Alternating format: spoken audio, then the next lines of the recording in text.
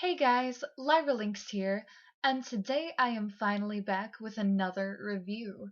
Today I want to specifically look at one of my current favorite romance manga of all time, Kamisama Kiss. I started this series quite a while back and ordered the first 10 volumes for Christmas one year. I was able to read further into the series by ordering manga from other libraries when I went to the one in town back then, but I wasn't able to finish the manga until I bought the rest this last Christmas. I also decided to go for the limited edition final volume that included an art book with a bonus chapter as well, so I could stare at the art style, which I love, and get to enjoy an extra chapter. I'll start off by saying that I absolutely love the series. I adored the manga so much that on my anime-related Instagram, Poke Brigade, I made small summaries and talked about my initial thoughts over each individual volume of manga. So if you wanted to, you'd be able to go over and read it there. I have also watched the anime, including Kako Hen, which covers the past arc of the manga, which is actually one of my favorite arcs. Sadly, the anime does not go on as far as the manga, but it roughly covers the first 17 volumes. I recommend both the anime and the manga to viewers, but today I am here just to gush over the manga. Kamisama Kiss is a divine comedy featuring Nanami and Tomoe, who easily are one of my favorite manga couples by the end of it all as well.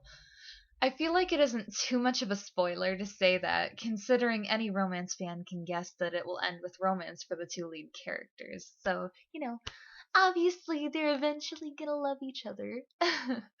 The summary states Nanami Momozono is alone and homeless after her dad skips town to evade his gambling debts, and the debt collectors kick her out of her apartment. So when a man she's just saved from a dog offers her his home, she jumps at the opportunity.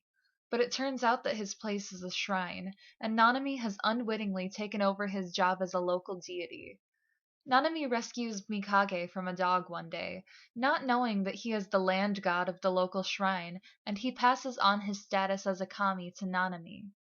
She is now able to see and interact with yokai, and she meets the Onibawarashi, protectors of the shrine, along with Tomoe, Mikage's Shinshi who takes care of the shrine business in his absence.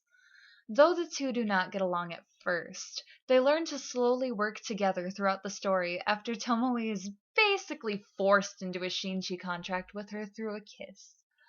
Nanami struggles to survive through her daily life at school, while also learning how to be a kami, avoiding struggles with dangerous yokai, or rather, getting into them all the time, and slowly developing feelings for Tomoe.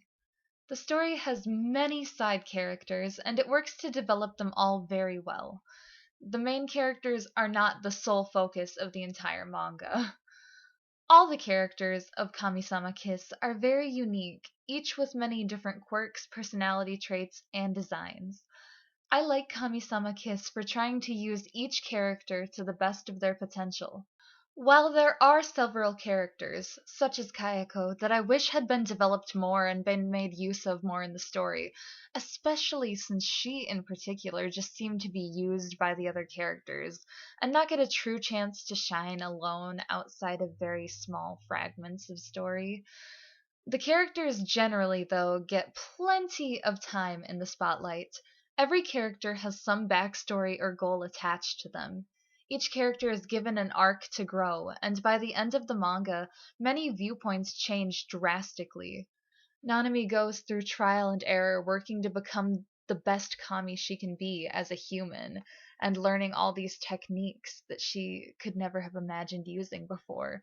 She goes through trial after trial, going from being unconfident to developing her skills.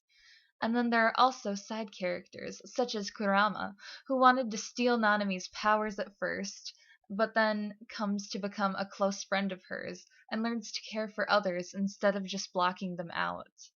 Though there are many questions left in regards to certain characters and how their lives may go at the end of the manga, since there are some very open ended moments and some characters that aren't shown ever necessarily being together or how things go and whatnot. You are given enough information about each of them to kind of guess exactly how they will end up without it being explicitly stated. And of course, it is a very satisfying and happy conclusion for the most part. I want to try to avoid spoilers as much as possible, though I would love to do some further videos on this series, theorizing on where some of the characters end up, as well as other parts of the story, if you guys happen to be interested. Though I might just do it anyway because I am so in love with this series, as I've already said. One of the greatest things about this manga is seeing how each character changes to better fit with their personal love interests by the end of it all as well, since I feel like a lot of their progression leads characters towards each other that didn't really have that same connection in the beginning.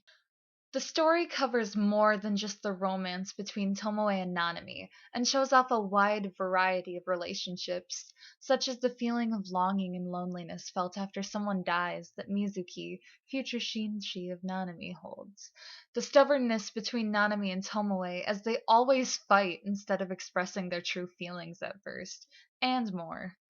The topic of whether or not a human and a yokai can truly be together due to the difference in age, considering one is going to die before the other, and other factors, is often brought up. This manga takes the adorable premise of romance that is good enough on its own for my taste, but also combines several other serious topics into the story, such as dealing with mourning, accepting death, repentance, learning to change, and what makes a person human. I am also a big fan of the story's art just in general. The story's art started off pretty nicely, in my opinion. I was attracted to the manga to begin with, actually, because I saw an ad with the art of Tomoe and Nanami in the back of another manga I read, and Tomoe especially looked intriguing to me. I am just a sucker for his design completely. I am totally in love with Fox Guys in anime. He is now one of my biggest anime crushes. The picture I'm referring to is actually displayed on the back of volume 1 of the manga, and they just looked like they had an interesting dynamic, so I had to read the summary, and then I decided that I had to begin reading this manga. The art does start off with a bit of a rougher style in the beginning and becomes a bit more polished, rounded, and cute as time progresses. I am no artist, so I don't know exactly the right terms to explain everything here, but in the beginning, Tomoe kind of looks a bit scarier, and Nanami looks a bit less cute than she is as time progresses. Not that she didn't start off cute, because I did love her from the beginning. However, obviously, as a person draws their characters more, they become more refined. And I always love looking back at how the art progresses through the manga. I love the character expressions, especially. Each arc is very unique and kept me invested the whole time. There are arcs for, it seems, each of the side characters, and all of them eventually tie into one longer plot that carries out through the whole manga, and of course, we reach our conclusion with the baddies in the end. And there are also many deeper plot points that arise as the story progresses, and one of the sweetest twists of all time is revealed in the past arc of the manga. Overall, in terms of plot, characters, the other themes besides romance within the story, and the art, this manga is well worth the read. The art book that I also bought is very beautiful, though my one complaint, I suppose, would be that all of the pictures are clustered a bit close together and are very small, and I wish that they had been larger and perhaps taken up their own page individually. I would have been fine paying a higher price for the art book to be a little bit more refined there. But aside from that, the art of the series is very beautiful. I liked looking at each of these illustrations, and it even included a cute little relationship chart inside of it, which was just lovely. The art just makes me so happy to look at, especially with all the colors that you get to see in the art book. All in all, I'm very pleased with the art book And the bonus chapter is so sweet that I feel like buying it is a necessity, especially if you're a really big fan of the series like I am. It's just nice to have those extra little things. There are so many topics that I wish I could cover on this manga, but I will save those for other videos where I will look at aspects that will definitely contain spoilers. There are so many arcs that I could cover. I want to talk about the past arc and some theories on how things are going to end up for some characters. So if you would like those, please let me know because I would really love to do that. Though this manga has been out for a while and I tend to kind of gear a little bit towards some spoilers in some of my reviews, I wanted to start structuring my reviews away from that since I get too excited and just end up having to talk about all these spoiler topics. But anyway, if you are looking for a good romance manga that will make you laugh, cry, and seriously think on a couple tough topics of life, then this is the manga for you. I highly recommend it. I also recommend the anime. Definitely go and support both of them.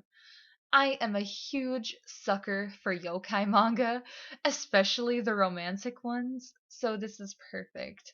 If you're into themes like this, I would also recommend stuff like The Ancient Maid Magus' Bride, and I could give all kinds of other recommendations if you're looking for another series that's kind of similar to this one.